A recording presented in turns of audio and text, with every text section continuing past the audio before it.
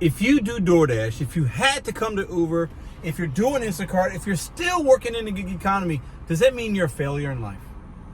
Does that mean you failed? You did something wrong? Did you come into this line of work because you failed at being a W-2 person? You got fired, laid off. You can't handle having a boss.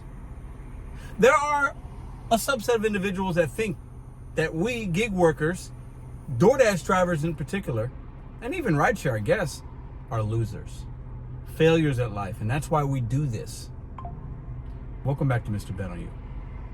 All right, so I am not calling you a loser if you're doing this work. I do it. I'm not ready to go do something right now. But I ask you this question. I think there's some layers here. Do I think some people that do this work couldn't cut it at a W-2, got fired, got laid off, was always late, was maybe somebody that was marginally employed? Absolutely. Every line of work, well, most lines of work that are similar to this, that pay this type of money, that are easy to get in, have that. There are losers and failures in every walk of life. But why is it that we look at the pizza delivery boy, the delivery man or woman, why are we looked upon so lowly? Do you think people assume that we failed at a W-2 and that's why we do this? I think some would say maybe that's a fair assumption. Where do you fall into that? If you're somebody that's doing it full time and working a lot of hours, is it different than if you're somebody that's doing it on the weekends and it's a side hustle and you do it a few hours here and there and you're, for whatever reason? Is there a difference there? Because you have a W-2 or another way you're making money? Does it matter?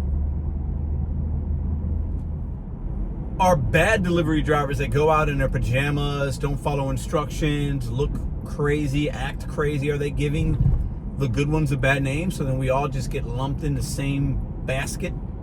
Sometimes a rotten apple can spoil the bunch.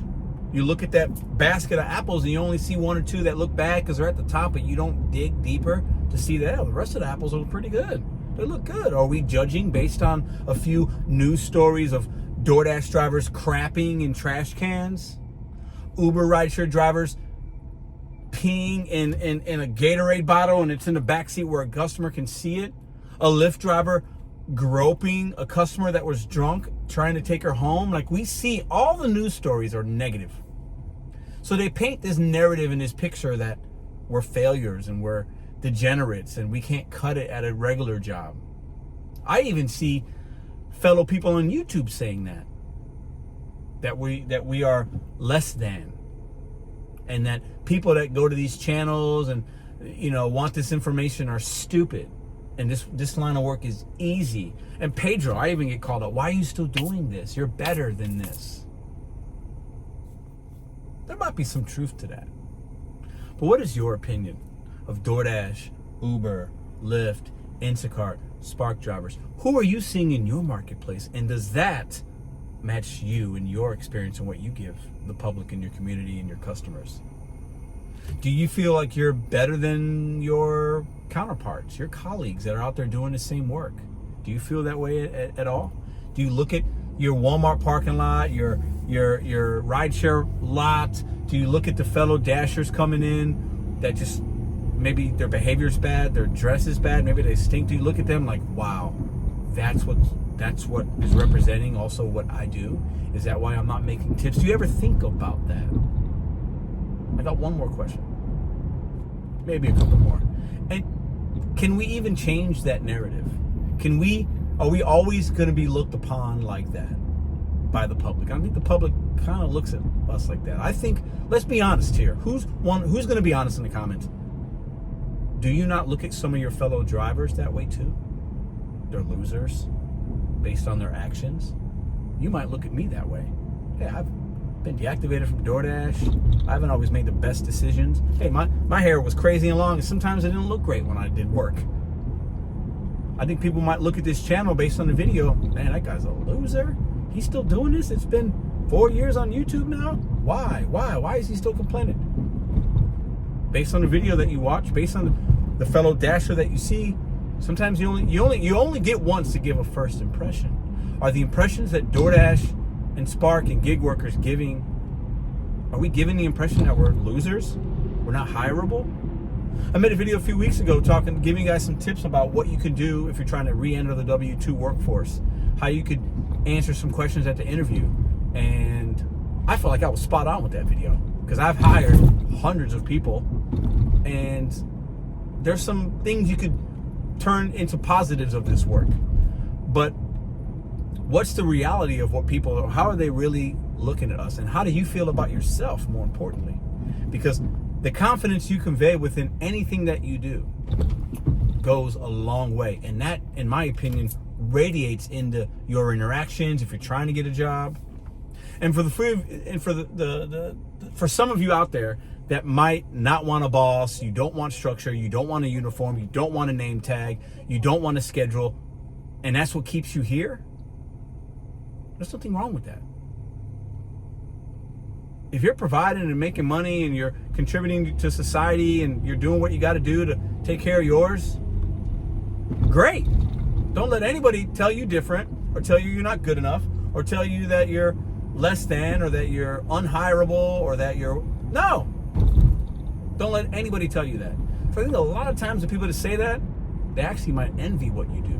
Because maybe you're doing really good and you don't have to have a boss and you can still pay your bills. Because I know a lot of people that have a real job and they're not loving what they do, or they're getting laid off. Companies are laying people off like crazy right now. Crazy. Don't let anybody paint a picture that's not your reality. But I will say this in closing. There are a lot of bad DoorDash and Uber drivers that make us good ones out here that are trying to do the right thing, trying to provide, trying to make good decisions, take a shower in the morning. We're not in our chancletas and our pajamas and our bonnet hats when we do work. We actually take a bath. So I get that there are some out there that don't represent us well. But I heard a few people say this. In the gig economy, you can be a market of one. You are in your office, as I call my car, my office. I used to call it that in the beginning of this channel. It's been a while since I used to say, step into my office. If you're an OG, let me know in the comments. You remember that? I treated it that way. Because I'm not going to let anybody else dictate how I feel about what I do or how long I do it. There's days that are going to be good, days that are going to be bad. But at the end of the day, I think a lot of people that have an issue with what we do, for how long, and what other people are doing, they're sitting in their basement in their tidy-whities, and they ain't got much going on for themselves. Do what you got to do. Don't let anybody tell you you're less than, or you're unhireable, or you're a loser, or you're a degenerate because you're 43, or you're 45, or you're 29, and you're doing the work of a 16-year-old. Yeah, I am. And I also do many other things. And one thing does not define who you are.